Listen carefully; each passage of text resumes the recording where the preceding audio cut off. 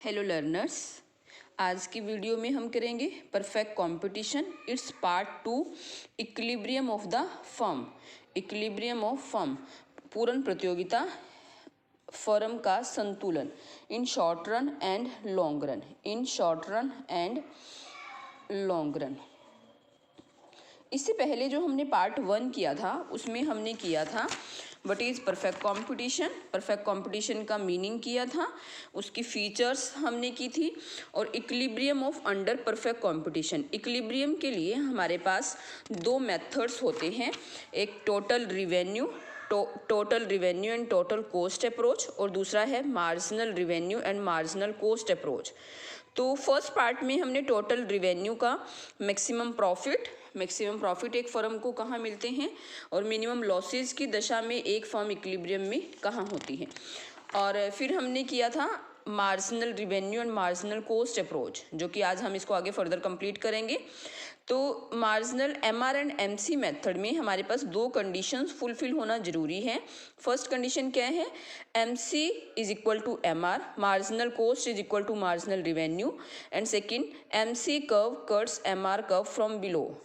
First condition is necessary condition, आवश्यक condition है ये, और जो सेकंड कंडीशन है दैट इज सफिशिएंट। इन दोनों कंडीशन के फुलफिल होने पर ही एक फर्म का इक्विलिब्रियम होता है। तो ये हमने किया था दो कंडीशंस। फिर हमने किया था determination of short term equilibrium of the firm. Short period में एक firm super normal profits earn कर सकती है, नॉर्मल प्रॉफिट अर्न कर सकती हैं, और इट में सफ़र मिनिमम लॉसेस भी super normal profit and minimum losses. तो शॉर्ट रन इक्विलिब्रियम में क्या है कि फर्म तीनों सुपर नॉर्मल प्रॉफिट और मिनिमम लॉसेस तीनों तरह से अर्न कर सकती है। तो अब हम वन बाय वन एक्सप्लेन करेंगे कि सुपर नॉर्मल प्रॉफिट कब होते हैं। असामान्य लाभ। तो असामान्य लाभ क्या होते हैं, a firm is in equilibrium when it's अब इक्विलिब्रियम की तो वही दो कंडीशंस हैं जो भी मैंने आपको बताई। इक्विलिब्रियम की दो condition, M R is equal to M C and M C cuts M R from below. M C cuts M R from below, ये इक्विलिब्रियम की हमारी कंडीशन है कि इक्विलिब्रियम आउटपुट कहाँ होगा। लेकिन हमने ये देखना अगर कि प्रॉफिट हो रहे हैं या लॉसेस होंगे या नॉर्मल प्रॉफिट होंगे, उसके लिए हम एवरेज रिवेन्यू और एवरेज कॉस्ट को, एवरेज रिवेन्यू औसत आय और औसत लागत को कंपेयर करते हैं। एवरेज रिवेन्यू को हम प्राइस भी बोल सकते हैं। एवरेज रिवेन्यू इज प्राइस, औसत रिवेन्यू जो होता है, औसत आगम, उसे हम प्राइस भी कह सकते हैं। तो प्रॉफिट्स के लिए हम कीमत और औसत लागत का कंपैरिजन करते हैं। तो एक फर्म को सुपर नॉर्मल प्रॉफिट तब होते हैं जब कीमत औसत लागत से अधिक हो, जब कीमतें औसत लागत से अधिक है। तो इसे हम डायग्राम से कैसे एक्सप्लेन कर सकते हैं, ओ वाई एक्सिस पर मैंने रिवेन्यू एंड कॉस्ट लिया है और ओ एक्स एक्सिस पर मैं आउटपुट लेती हूँ, उत्पादन। तो सबसे पहले हम बनाते हैं ए आर और M R curve. A R is equal to M R, और यही हमारा प्राइस है। पूर्ण प्रतियोगिता में A R is equal to M R बराबर होते हैं।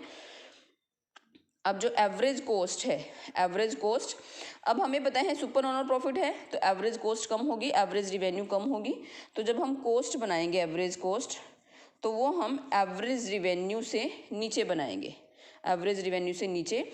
एंड मार्जिनल कॉस्ट क्या होती है, जो सीमांत लागत है वो एवरेज कॉस्ट को, एसी को, उसके मिनिमम पॉइंट पर टच करती है। ये हमने रिलेशनशिप देखना है एसी और एमसी का। एवरेज कॉस्ट और मार्जिनल कॉस्ट का रिलेशनशिप क्या था कि वो एमसी एसी को उसके मिनिमम पॉइंट पर टच करके जाती है। अब हम देखते हैं कि इक्विलिब्रियम कहाँ है, इक्विलिब्रियम कहाँ है सुपर नॉर्मल। इक्विलिब्रियम के लिए कंडीशंस हमारी क्या है, M R is equal to M C, marginal revenue and marginal cost. तो मार्जिनल रिवेन्यू हमारी ये लाइन है प्राइस की, ये मार्जिनल रिवेन्यू की लाइन है, और मार्जिनल कॉस्ट है ये। अब इक्विलिब्रियम इस पॉइंट पर होगा जहाँ पर M C is equal to M R है। जनरली इस तरह के जो इक्विलिब्रियम हम कैलकुलेट करते हैं तो उसमें स्टूडेंट्स कंफ्यूज हो जाते हैं कि इक्विलिब्रियम यहाँ पर है या यहाँ पर है या यहाँ पर। तो इक्विलिब्रियम के लिए इक्विलिब्रियम आउटपुट, संतुलन जो उत्पादन है वो वहीं पर होता है जहाँ पर वो दोनों कंडीशंस फुलफिल होंगी। और एम सी, ये एम सी कर्व है, एम आर ये है M C curve, M R को नीचे से काट रहा है, MC cuts MR from below, तो ये हमारा इक्विलिब्रियम आउटपुट है OQ। तो इक्विलिब्रियम आउटपुट यहाँ पर OQ है, इसका मतलब संतुलन जो उत्पादन है वो हमारा OQ है। तो ये तो हो गया संतुलन उत्पादन। अब हम यहाँ पर देखते हैं कि प्रॉफिट्स कितने हैं, फर्म को प्रॉफिट कितने हो रहे हैं, क्योंकि ये हमारा जो केस है वो सुपर नॉर्मल प्रॉफिट है। तो प्रॉफिट निकालने के लिए हम क्या करते हैं, देखो हमारे पास जो यहाँ पर एवरेज रिवेन्यू है वो है EQ, ये एवरेज रिवेन्यू, या इसे हम OP भी बोल सकते हैं, ये है OP या EQ, ये एवरेज रिवेन्यू है। एवरेज कोस्ट हम कोस्ट से मेजर करेंगे, ये जो कोस्ट जा रही है ये एवरेज कोस्ट है, ये एवरेज कोस्ट हमारी हो गई CQ, ये एवरेज कोस्ट है CQ, ये एवरेज कोस्ट CQ।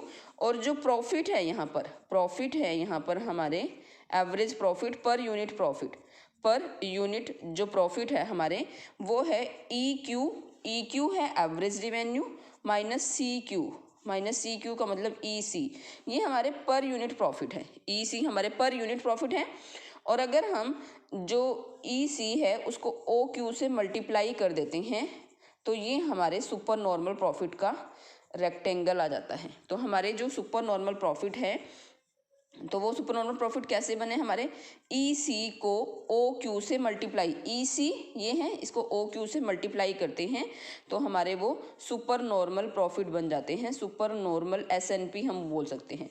और वो क्या है, P1C, ये जो रेक्टेंगल है, ये वाला जो रेक्टेंगल बना है ये सुपर नॉर्मल प्रॉफिट है। तो ये हमारे पास है सुपर नॉर्मल प्रॉफिट कब होते हैं फर्म को, जब प्राइस या एवरेज रिवेन्यू एवरेज कॉस्ट से अधिक है। परफेक्ट कंपटीशन में जो हम सुपर नॉर्मल प्रॉफिट और लॉसेस निकालेंगे दैट इज़ वेरी इजी, लेकिन जब हम मोनोपोली और मोनोपोलिस्टिक कंपटीशन में हम ये करते हैं तो वो थोड़े टिपिकल है, क्योंकि वहाँ पर हमें प्राइस भी कैलकुलेट करना है। यहाँ पर प्राइस हमें ऑलरेडी पता होता है, ये जो प्राइस है वो इंडस्ट्री ने हमें दिया है, फर्म को इंडस्ट्री प्राइस डिटरमिन करके देती है। अब नेक्स्ट हमारे पास है नॉर्मल प्रॉफिट। सामान्य लाभ कब होते हैं, तो सामान्य लाभ का डायग्राम OY एक्सिस पर रिवेन्यू एंड कॉस्ट लिए हैं, OX एक्सिस पर आउटपुट। जैसे जैसे मैंने डायग्राम बनाया आप वैसे इसको बनाकर देखें तब आपको समझ आ जाएगा।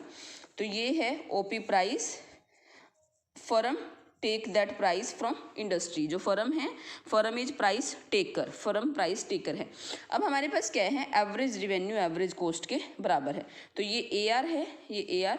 तो जो एवरेज कॉस्ट है वो हमारे पास U शेप की होती है, तो ये एवरेज कॉस्ट एवरेज रिवेन्यू के बराबर है। और मार्जिनल कॉस्ट का रिलेशन वही MC cuts AC at its minimum point, उसको मिनिमम पॉइंट पर कट करती है। अब देखो इसमें इक्विलिब्रियम कहाँ है, जहाँ MR और MC, इक्विलिब्रियम के लिए हमें MR और MC का इक्वल देखना है, MR और MC की जो कंडीशंस हैं वो देखनी है। तो इस पॉइंट में इक्विलिब्रियम E पॉइंट पर है और OQ इक्विलिब्रियम आउटपुट है। अब यहाँ पर AR क्या है, एवरेज रिवेन्यू है EQ, ये एवरेज रिवेन्यू EQ या OP है। एवरेज कॉस्ट भी EQ ही है, जो एवरेज कॉस्ट है वो भी EQ ही है, क्योंकि AC और AR दोनों बराबर हैं। तो यहाँ पर जो प्रॉफिट है वो नॉर्मल प्रॉफिट है, और जो नॉर्मल प्रॉफिट है वो हमारे एवरेज कॉस्ट में इंक्लूड होते हैं। तो इसलिए फर्म मे अर्न नॉर्मल प्रॉफिट आल्सो। तो नॉर्मल प्रॉफिट की दशा में एक जो फर्म है उसमें AR और AC बराबर होते हैं, नॉर्मल प्रॉफिट की दशा में AR और AC बराबर होते हैं। तो ये हमारे पास है नॉर्मल प्रॉफिट। और इक्विलिब्रियम के लिए वही दो कंडीशन है, MR is equal to MC and MC cuts MR from below. तो these are the normal profit. Next हम करते हैं मिनिमम लॉसेस। अब फर्म इक्विलिब्रियम में तब होगी जब उसमें लॉसेस भी हो सकते हैं, क्योंकि शॉर्ट पीरियड है, शॉर्ट पीरियड में फर्म को लॉसेस भी हो सकते हैं। अब लॉसेस कब होंगे, जब प्राइस एवरेज कॉस्ट से कम है, जब जो प्राइस है हमारा जो कीमत है वो एवरेज कॉस्ट से कम है। OY एक्सिस पर cost and revenue and OX axis पर आउटपुट। तो ये है आपके पास OP price, AR is equal to MR। अब एवरेज कॉस्ट अधिक है, तो जब एवरेज कॉस्ट कब बनाएंगे तो वो AC ऊपर बनाएंगे और एवरेज रिवेन्यू नीचे है। और जो मार्जिनल कॉस्ट है MC MCAC को उसके मिनिमम पॉइंट पर कट करके जाती है। अब equilibrium, in this situation equilibrium क्या होगा? जनरली स्टूडेंट्स यहाँ पर बड़े कंफ्यूज होते हैं, वो इस पॉइंट को इक्विलिब्रियम मान लेते हैं जहाँ पर MCAC को उसके मिनिमम पॉइंट पर कट करती है। नो, इक्विलिब्रियम की अगेन वही कंडीशन, क्या? MR is equal to MC and MC cuts MR from below, तो MC MR को नीचे से काटती है। यही दो कंडीशन इक्विलिब्रियम की देखनी है। ये हम AR AC को हम प्रॉफिट्स और लॉस के लिए चेक करते हैं, देखते हैं। तो equilibrium is at this point E। Equilibrium इस पॉइंट पर है क्योंकि यहाँ पर MR और MC बराबर है और MC cuts MR from below, तो इक्विलिब्रियम आउटपुट होगा हमारा OQ। इक्विलिब्रियम आउटपुट है हमारा OQ। अब यहाँ पर क्या है कि फर्म को देखो, फर्म का जो रिवेन्यू है AR है वो है EQ, AR EQ, और जो लॉसेज हैं अब देखो वो है जो कॉस्ट है, कॉस्ट हमारी ज़्यादा है। एवरेज कॉस्ट देखो मैंने ऊपर तक लाइन ली है, एवरेज कॉस्ट है CQ, ये मैंने लिखती है C का मतलब लागत, C कॉस्ट के लिए रिप्रेजेंट किया जा सकता है। CQ एवरेज कॉस्ट है हमारी CQ। अब जो CE है वो पर यूनिट लॉस है, पर यूनिट लॉसेस। अब जो लॉसेस हैं वो CE है, CE पर यूनिट लॉसेस हैं, और CE को अगर OQ से हम मल्टीप्लाई कर देंगे तो ये हमारे लॉसेस हो जाएंगे, लॉसेस मिनिमम लॉसेस की। एक फॉर्म को अगर लॉसेस होते हैं तो वो इतने लॉसेस को बियर करेगी। तो ये इसका जो लॉस है, फर्म के जो लॉसेस बनते हैं वो आपके पास बनेगा P1CEP। ये जो रेक्टेंगल है ये इसके लॉसेस हैं। अब हमारे पास एक समस्या आती है कि अगर एक फर्म लॉसेस को बियर कर रही है तो वो कहाँ तक कितने लॉसेस को बियर करेगी, कब तक वो लॉसेस को बियर करती रहेगी, क्योंकि एक जो फर्म है वो हमेशा तो लॉस बियर करना नहीं चाहेगी। तो अगर एक फर्म को लॉस हो रहे हैं, प्राइस कम होता जा रहा है किसी भी वजह से, तो वो फर्म लॉसेस कब तक बियर करेगी, तो उसे हम बोलते हैं शटडाउन पॉइंट या शटडाउन सिचुएशन में उसे हम क्लियर करते हैं कि एक फर्म को अगर लॉसेस हो रहे हैं तो वो कब तक फर्म लॉसेस बियर करेगी। तो शटडाउन सिचुएशन क्या है? कहते हैं कि जब एक फर्म लॉसेस को बियर करती हैं तो केवल वो फिक्स कॉस्ट के लॉसेस को बियर करती हैं, लेकिन उसका जो कीमत है, जो हमारी कीमत है, वस्तु की कीमत है, वो एटलीस्ट AVC जो एवरेज वेरिएबल कॉस्ट है उससे अधिक या उसके बराबर होने चाहिए। जो प्राइसेस हैं वो एवरेज वेरिएबल कॉस्ट के बराबर या उससे अधिक होने चाहिए। Otherwise firm will shut down his output, otherwise जो फर्म अपने आउटपुट को बंद कर देगी अगर उसको लॉसेस होते रहते हैं। तो एक फर्म तब तक आउटपुट करती है या तब तक अपने फर्म सेल करती है जब तक कि उसके जो लॉसेस हैं वो फिक्स कॉस्ट के बराबर हैं। अगर उसके लॉसेस फिक्स कॉस्ट से कम हो जाते हैं then firm will shut down his production, वो अपने प्रोडक्शन को शट डाउन करती है। तो शट डाउन पॉइंट क्या है? Shut down point is that point at which price is equal to average variable cost. जो प्राइस है वो एवरेज वेरिएबल कॉस्ट के बराबर होता है, तो वो फर्म का शटडाउन सिचुएशन है। तो जो फर्म के लॉसेस हैं वो केवल उसकी फिक्स कॉस्ट के बराबर हो सकते हैं, उससे ज़्यादा नहीं। तो इसे हम एक डायग्राम से शो कर सकते हैं।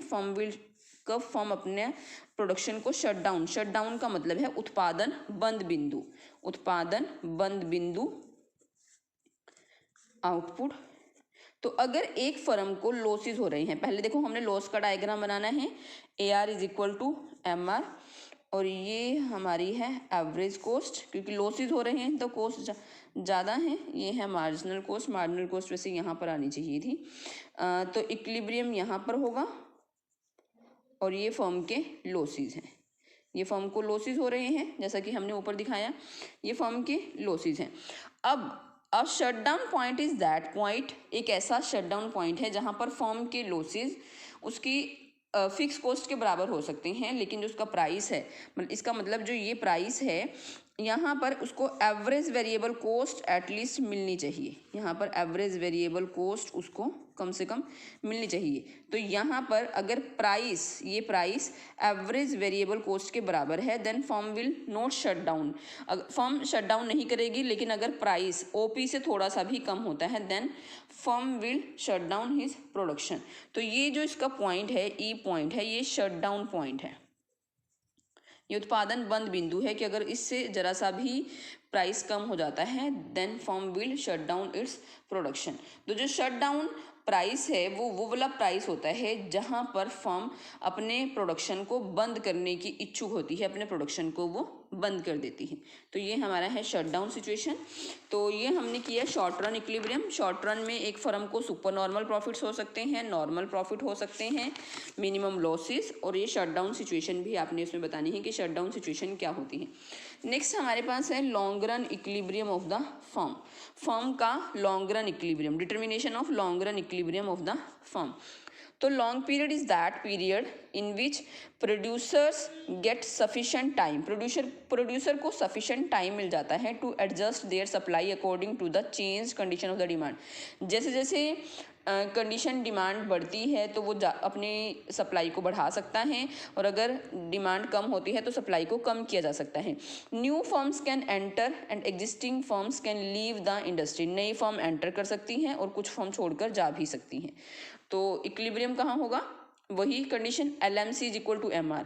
तो यहाँ MC is equal to MR है, लॉन्ग रन है, तो इसमें लॉन्ग रन के लिए LMC is equal to MR और LMC cuts MR from below.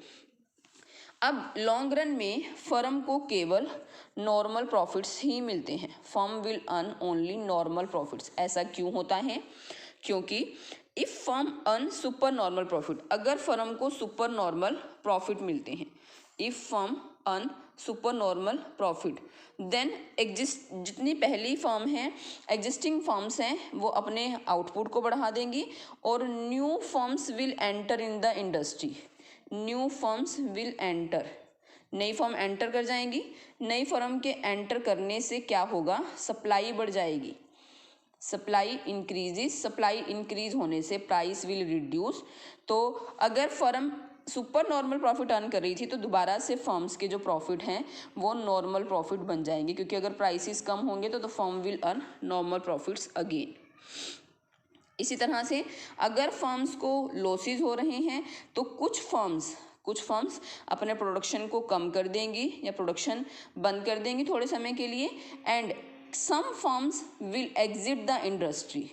Some firms will exit the industry, कुछ फर्म एग्जिट कर जाएंगी इंडस्ट्री को, तो उससे जो सप्लाई है वो कम हो जाएगी, सप्लाई विल रिड्यूस और प्राइसेस इंक्रीज हो जाएंगे and firm will again earn normal profit. तो फर्म को क्या हो जाएंगे, नॉर्मल प्रॉफिट होने शुरू हो जाएंगे। तो अगर फर्म को सुपर नॉर्मल प्रॉफिट होते हैं तब भी लॉन्ग रन में कुछ ऐसी सिचुएशंस बनेंगी, फर्म को अगेन नॉर्मल प्रॉफिट होंगे, और अगर लॉसेस होते हैं तब भी फर्म को नॉर्मल प्रॉफिट्स होना शुरू हो जाएंगे। इसलिए जो फर्म लॉन्ग रन में केवल नॉर्मल प्रॉफिट ही करती है, शॉर्ट रन में शॉर्ट पीरियड में वो सुपर नॉर्मल प्रॉफिट्स भी अर्न कर सकती है, नॉर्मल प्रॉफिट भी, एंड लॉसेस भी उसको हो सकते हैं। But in long run equilibrium a firm will produce the commodity at minimum long run average cost. तो फर्म इसमें लॉन्ग रन में उसे केवल नॉर्मल प्रॉफिट ही हो सकते हैं। तो हम ये नॉर्मल प्रॉफिट के लिए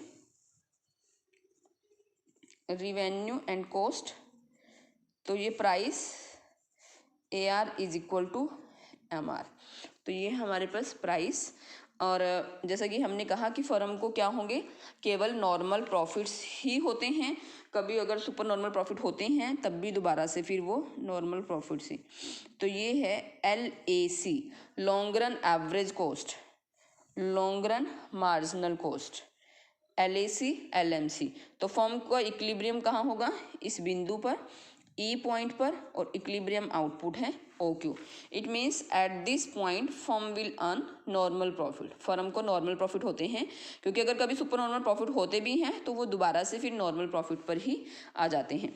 अच्छा, और यहीं पर फर्म की जो शॉर्टन एवरेज कॉस्ट कर्व है SAC, और जो SMC है, SMC भी इसी पॉइंट पर ही बराबर होते हैं। अच्छा, जो लॉन्ग रन में परफेक्ट कंपटीशन का आउटपुट होता है ये ऑप्टिमम आउटपुट होता है। जो ये आउटपुट होता है ये ऑप्टिमम आउटपुट होता है, अनुकूलतम उत्पादन होता है, सबसे optimum output. So at long run, तो so in long run a firm, जो फर्म की LMC is equal to MR is equal to AR, MR और AR बराबर हैं, इज इक्वल टू LAC, ये सब बराबर होते हैं। और इसी तरह से यहाँ पर SMC और SAC भी बराबर होते हैं। तो in long run a firm is in equilibrium when LMC is equal to MR is equal to AR is equal to LAC is equal to SMC is equal to SAC। तो जो firm है उसको long period में केवल normal profit होते हैं, और ये हमारा नॉर्मल प्रॉफिट का डायग्राम है। तो ये क्वेश्चन अब कंप्लीट होता है कि परफेक्ट कंपटीशन क्या है और परफेक्ट कंपटीशन में इक्विलिब्रियम कहाँ होता है। तो इसके लिए आपने दोनों मेथड्स बताने हैं, TR एंड TC मेथड, जिसमें हमने 2 डायग्राम्स किए थे, minimum maximum profit and minimum losses, और उसके बाद हमने MR एंड MC मेथड की 2 कंडीशंस जो हर बार यूज़ होंगी, MC is equal to MR and MC cuts MR from below. और firm super normal profit earn कर सकती है शॉर्ट पीरियड में, नॉर्मल प्रॉफिट और मिनिमम लॉसेस। तो ये हमने तीनों के बनाए हैं, super normal profit and minimum losses. उसके बाद shutdown situation, then long run equilibrium of the firm, long run में फर्म को केवल नॉर्मल प्रॉफिट मिलते हैं। Thank you very much, have a nice day.